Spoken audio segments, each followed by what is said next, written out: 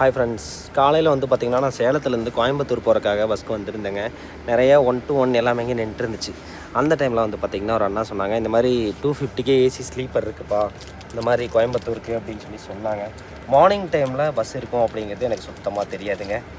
பட்டு வந்து பார்த்தேன், பஸ்ஸுமே நல்லா இருந்துச்சுங்க. பார்த்திங்கன்னா நமக்கு ஒரு டிக்கெட்டுமே எடுத்துட்டேன். பார்த்திங்கன்னா ஸ்ரீனிவாசா ட்ராவல்ஸ் மூலமாக எடுத்துட்டேங்க.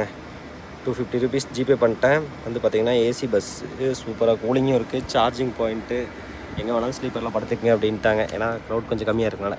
Economic standard பஸ்ஸுங்க.